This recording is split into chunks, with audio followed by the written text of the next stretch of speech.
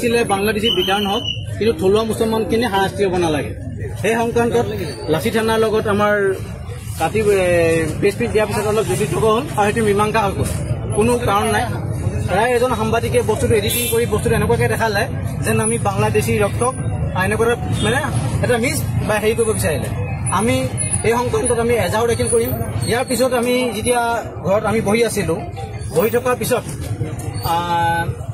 লাচি থানাৰ শৃংখল চলিয়ে মোলৈ ফোন কৰিলে। ফোন কৰি তেওঁ সম্পূৰ্ণ তথ্য আছে, যিখিনি কথা কৈছে আমি জনাম।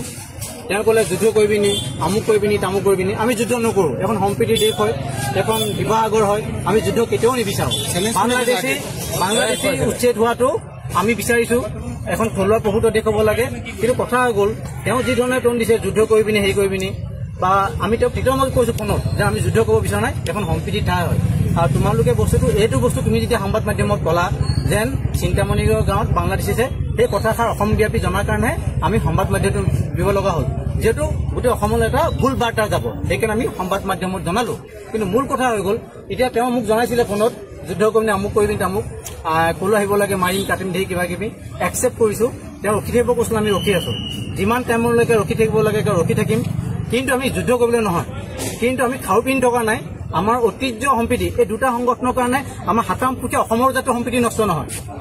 দুই এজন মোক আনো যাতে সাম্প্ৰদায়িক সংঘৰ্ষ হ'ব নালাগে, বীৰ লাচি থানাৰ কোনো সাম্প্ৰদায়িক সংঘৰ্ষ হ'ব নালাগে। আমি মানুহৰ কাৰণে হৈছোঁ, মানুহ সৃষ্টি হৈছোঁ। আৰু মই অসমৰ মোৰ লগত যিমান সতীৰ্থ আছে মই প্ৰত্যেককে ধন্যবাদ জ্ঞাপন কৰিছোঁ যেন তেওঁলোকে এই সময়ত মোক সহযোগ কৰাৰ বাবে। কিন্তু মই আকৌ এবাৰ কৈছোঁ, শিৱসাগৰ এখন অসমৰ ভিতৰত এখন নিৰবিচ্ছিন্ন এখন জিলা হয়, য'ত শংকৰ ৰাজনৰ দেশ বুলি কোৱা হয়, য'ত সম্প্ৰীতি নিদৰ্শন দাঙি ধৰা হয়। সেই ঠাইত এনেকুৱা এটা বাৰ্তা যেন মেছেজ এটা বিয়া মানে কমেণ্টবিলাকত দেখি পাইছোঁ যেন আমি ছাপোৰ্টাৰ এই থলুৱা মুছলমান হয় গোটেইখিনি। এই থলুৱা মুছলমানখিনিকে কি বাংলাদেশী পৰা হ'ব বিচাৰে নি? আমিও খাই পিন্ধি থকা নাই আৰু আমাৰ গাত হালধীয়া, আমাৰ গাত তেজ নাই। কিন্তু কথা হৈ গ'ল, আমি প্ৰশাসনক আহ্বান জনাইছোঁ, আমি অনুৰোধ কৰিছোঁ যেন এই পৰিস্থিতিটো ইমানতে সামকাতে ইয়াৰ এটা বিবেচনা হওক। যদি চিন্তামণিগড় বাংলাদেশী আছে দেখা দিয়ক, আমি তাৰ পৰা বাঢ়ি কৰিম, আমি নিজে উঠাবলৈ যাম তাৰ পৰা।